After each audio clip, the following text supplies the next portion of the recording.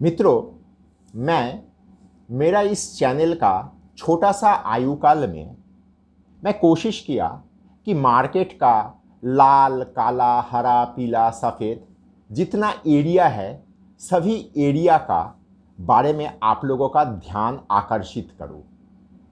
मैं ये हमेशा कोशिश किया कि मैं इतना दिन में मार्केट में जो जो चीज़ देखा, सीखा और ना बोलने वाला जो जो एरिया था, उन सब के बारे में आप लोगों को सचेत करूं, चेतावनी दूं। लेकिन मैं देखा कि मैं कुछ खास कामयाबी मुझे मिला नहीं, मैं कामयाब हो नहीं पाया। चलिए आज का एपिसोड में ये दर्द भरा विश्लेषण भी एक बार कर लिया जाए।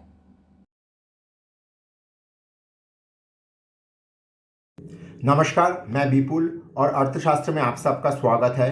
अगर आप लोगों को टेक्निकल का एनालिसिस, सॉफ्टवेयर, डेटा संबंधित किसी भी जानकारी का आवश्यकता है तो आप स्क्रीन में दिए हुए इस नंबर पे हम लोगों के साथ संपर्क कर सकते हो। हम लोगों का 20 साल का अनुभवों का फ़ायदा उठाइए।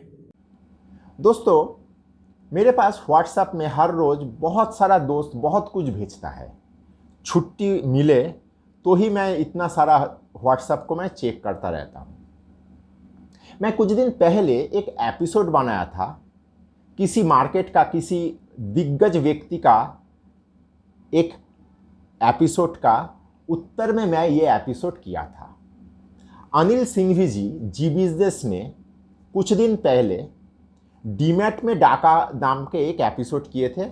मैं तुरंत जानकारी मिलने के साथ ही मैं उसके ऊपर आप लोगों को एक मेरे सीमित क्षमता के आधार पे एक एपिसोड दे दिया।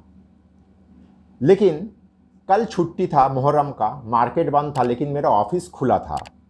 तो मैं व्हाट्सएप चेक करते करते मैं देखा कि इसके ऊपर एक और सेकंड एपिसोड उन्होंने किए थे और वो एपिसोड किसी ने मुझे भेजा, मैं उसको पूरा देखा और वो ये एपिसोड आज मेरा इस एपिसोड का प्रेरणा बना।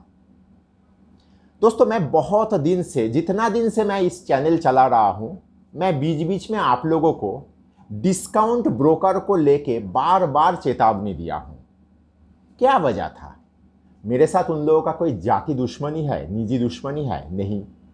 फिर मैं क्या देखा, क्या सोचा कि आप लोगों को हमेशा चेतावनी देता रहा।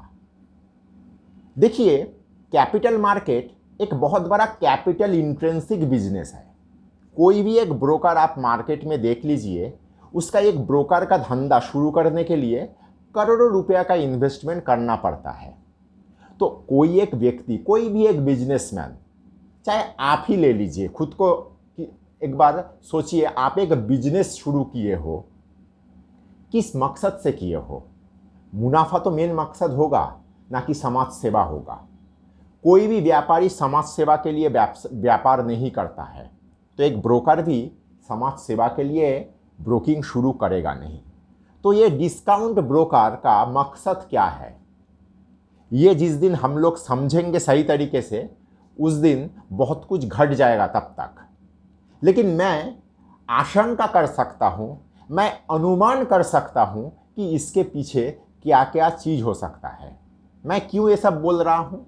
मैं इसलिए बोल रहा हूँ कि अनिल सिंघवी जी जो सेकंड एपिसोड बनाए, खुदा ना खास्ता वहाँ पे जो लोग अपना रिकॉर्डिंग भेजे हैं, उसमें आप लोग देखे होंगे जीरोधा का पार्ट से कन्वर्सेशन चल रहा है। अर्थात क्लाइंट है और जीरोधा का एंड में जो कोई भी है, उनके साथ कन्वर्सेशन चल रहा है। डिस्काउंट ब्रोकर, कोई सेंस नहीं बनता है। मैं आप लोगों को बार बार बोल रहा हूँ, रिक्वेस्ट कर रहा हूँ, आप अगर स्टॉक मार्केट का बिजनेस में हो, ट्रेडिंग के माध्यम से हो या इन्वेस्टमेंट के माध्यम से हो, तो सामने का जो ब्रोकर है, एक ठीक ठाक ब्रोकर लीजिए। डिस्काउंट वाला ब्रोकर के साथ काम करने का कोई औचित्य मेरे नज़र पे नहीं आता है। मैं ये भी नहीं कह रहा हूँ कि मोतीलाल ओसवाल के पास जाइए, बहुत कॉस्टली ब्रोकरेज है। डीपी चार्ट से लेके सब कुछ बहुत कॉस्टली है। मैं उसके ऊपर भी एपिसोड एक दिन आप लोगों को दूंगा, उसका भी सेंस नहीं बनता है। लेकिन एक रीजनेबल रैशनल फिगर तो होना चाहिए।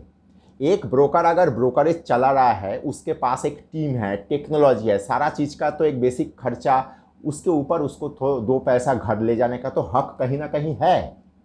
तो मैं हमेशा आप लोगों को यही कहूँगा कि डिस्काउंट ब्रोकर के पीछे मत भागिए।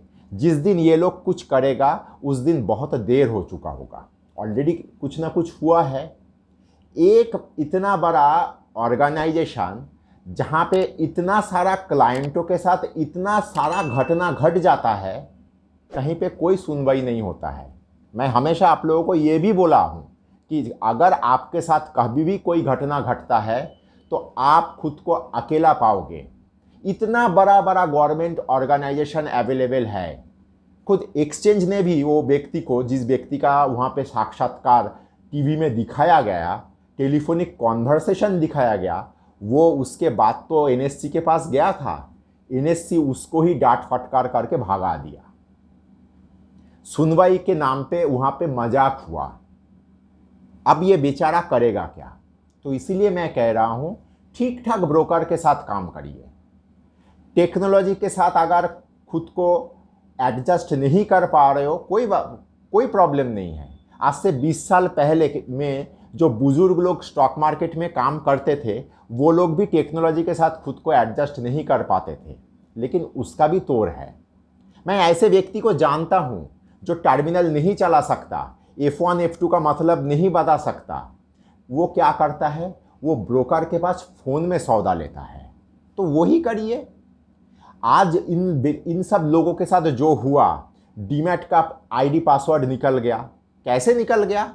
अगर ब्रोकिंग हाउस का व्यक्ति इसके साथ इन्वॉल्व नहीं है तो इस तरह का घटना घटने का कोई संभावना है ही नहीं। आप आज के तारीख में किसी एक ब्रोकर के पास अकाउंट खोलेंगे तो आपका सारा इंफॉर्मेशन सीक्रेट रखना टॉप मोस्ट प्रायोरिटी का लेवल में काम होना चाहिए। जीरोदा जो पूरा देश में फैल चुका है, लाखों लोग जिसके अंदर काम करता है, इतना सारा लोगों का डीपी निकल गया, पासवर्ड निकल गया, टर्मिनल से सारा चीज हो गया। इसका कहीं ना कहीं तो जवाब मिलना चाहिए, कोई ना कोई इसके लिए जवाबदेही रहना भी चाहिए।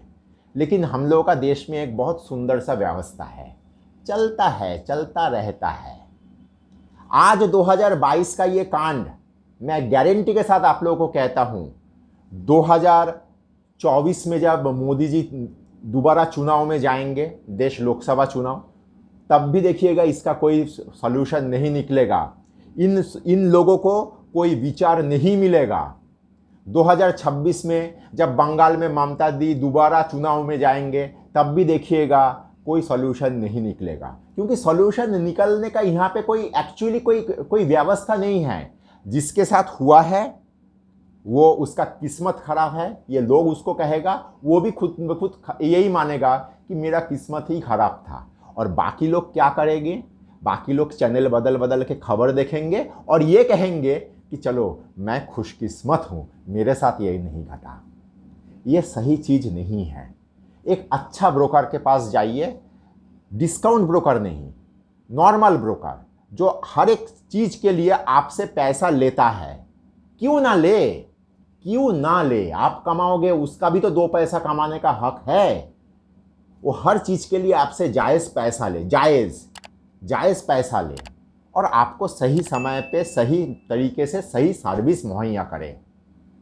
आपके लिए एक अकाउंट मैनेजर हो जिसको आप जब कभी भी फ़ोन करें तो आपका फ़ोन वो ले, आपका समस्या को वो एंटरटेन करे। आपको कहीं पे कोई दिक्कत हो तो वो तुरंत ब्रोकिंग हाउस में आपके बिहाफ में एक्टिविटी करे।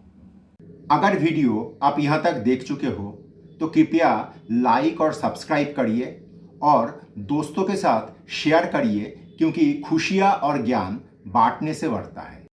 इस तरह से काम करिए। बाज़ार तेज़ी होता है, बाज़ार मंदी होता है, 10 ब्रोकर चला जाता है, 10 ब्रोकर नया आता है, ये सारा चीज़ घटते रहते हैं और घटता रहेगा। आप देखेंगे 2050 में भी यही सारा चीज़ रहेगा। क्यों? क्योंकि हम लोगों का मानसिकता कहीं ना कहीं ख़राब है। ये सारा चीज़ मैं आगे भी कहा हूँ, ये सारा चीज़ आप देखेंगे 6 महीना बाद दोबारा एक एपिसोड इस तरह का कोई घटना आएगा तो कहेंगे। मैं एक चीज़ के ऊपर कुछ काम कर रहा हूँ, उसको लेके मैं एक एपिसोड बनाऊंगा कि मार्केट में 2-3 ऐसा ब्रोकिंग हाउस है जिसके बारे में बहुत तरह का खबर आ रहा है, और जो खबर आ रहा है वो सुखद खबर नहीं। मैं ब्रोकिंग हाउस का नाम फिलहाल लेना नहीं चाह रहा हूँ, लेकिन वो डिस्काउंट ब्रोकर उस हिसाब से नहीं है, लेकिन फिर भी कुछ कुछ चीज़ बाज़ार में खबर आ रहा है, सेबी का चिट्ठी मिल रहा है, इन्वेस्टिगेशन हो रहा है, ऑडिट हो रहा है, और ऑडिट का रिपोर्ट सुखद नहीं है। तो ये सारा चीज़ क्यों हो रहा है? क्यों सब कुछ घटने के बाद सेबी जागता है? क्यों सब कुछ घटने के बाद सारा चीज़ भी चारों तरफ हड़कंप होता है?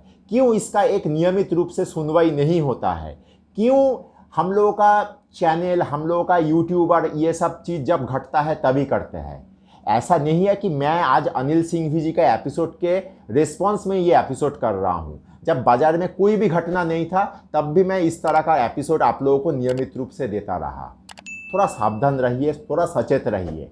और एक चीज़, मेरा फंडा, मैं हमेशा आप लोगों को कहा हूँ कि इस फंडे में आप लोग काम करने का कोशिश करिए कि एक ब्रोकर नहीं, एक से अधिक ब्रोकर के साथ काम करिए। एक से अधिक ब्रोकर के साथ काम करना कहीं ना कहीं आपका सेफ्टी के लिए ज़रूरी भी है। ये आप लोग समझने का कोशिश करिए। किसी एक ब्रोकर के साथ अगर कोई दुर्घटना घट गया तो आप देखेंगे बाकी 3 ब्रोकर के साथ आप अगर काम कर रहे हो, इसके नाते कि आपका फंड चारों तरफ डिवाइड हो रखा था, एक जगह में अगर गलती हो गया, एक जगह में अगर कोई ख़राब चीज़ घट गया तो आपका संभालने के लिए पैसा रहेगा। ये सारा चीज़ को थोड़ा अमल में लाइए, नहीं तो अगला शिकार आप होने जा रहे हो। धन्यवाद।